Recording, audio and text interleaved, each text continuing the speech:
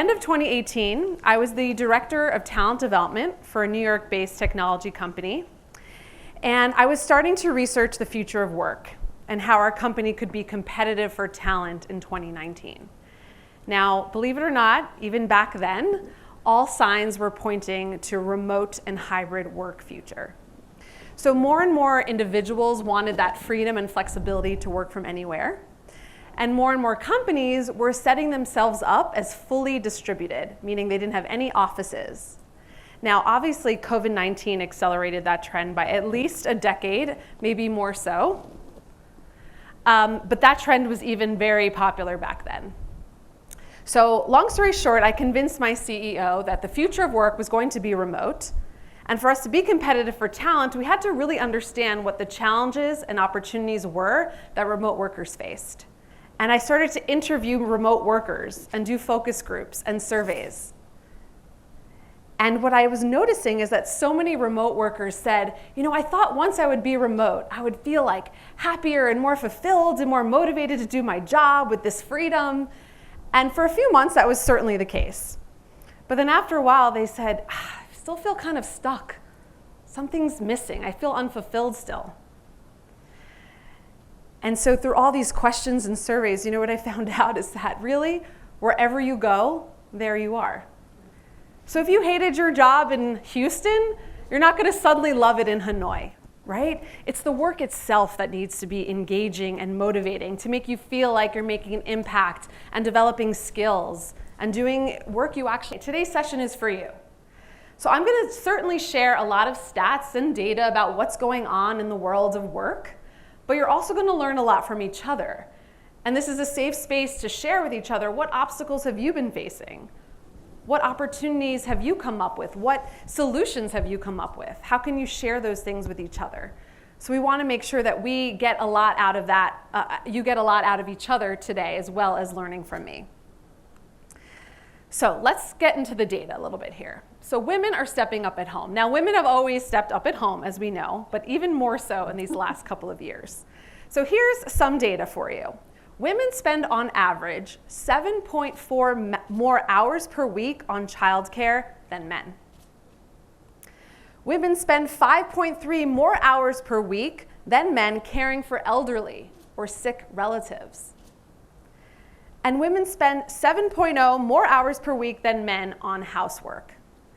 Now, if you're doing the math here, this adds up to about 20 hours. That's a part-time job on top of your full-time job. Now, not only that, but among Latinas and Black women, they're spending on average 4 to 12 more hours per week on childcare than white women.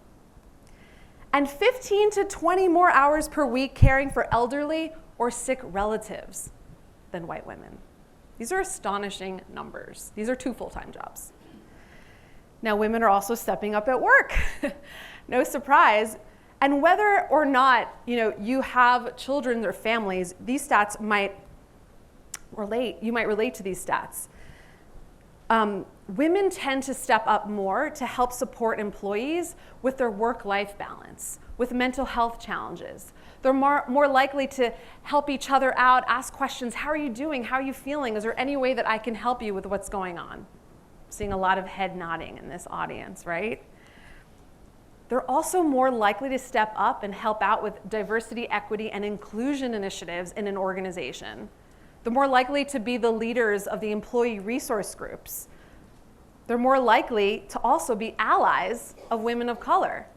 They're more likely to educate themselves on the challenges that women of color face and to be advocates and sponsors and mentors for them. And women executives are much more likely to do this than male executives as well.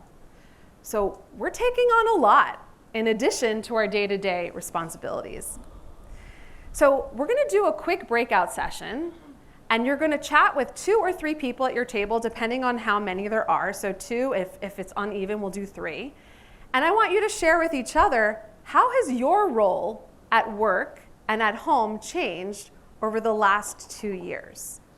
So I'm going to give you 5 minutes to have this discussion with the person sitting next to you. Okay, everyone, we're going to come back. I love all of this lively conversation. I'm sure you could talk for hours about this. And I hope you continue to talk about it after this session, because there's a lot you could share with each other, learn from each other, and to just know you're not in it alone, right? We've all been going through so much change and uncertainty, so it's good to feel that we're part of a bigger group, something bigger. Now, you all might have talked about some challenges of working in a remote model, perhaps opportunities. You might have talked about a hybrid work model, since some of you are starting to work in that kind of model right now. So what do we do about it? I call it the 3C solution. So this is what we're really going to dive into today: clarity, communication, and connection. Let's start with clarity, and specific clarity on goals and agreements. So let me explain what I mean by that. So clarity on goals. So as I mentioned before, performance is finally being measured, or it should be being measured, based on our deliverables, right? But how do we ensure that that is the case? What if our managers aren't so good at this? Whenever I'm giving tips to a group of an audience, I want to make sure that regardless of what your manager's doing, although I'm sure many of you manage other people, you need to be doing certain things for yourself to ensure that your performance is being measured fairly. And whether or not you have a manager or clients, I'm sure this will still apply to you, because you can set up clear goals and deliverables with your clients as well. So regardless of where you're located, they know that you're delivering on what you said you were going to do. So one way to minimize some of that, the challenges that come up from proximity bias, is to make sure that there are 3 clear deliverables that you know that you're going to deliver. And make sure that they're SMART, which means specific, measurable, oh my gosh, I forgot my R. Specific, measurable, attainable, relevant, and time-bound. Okay?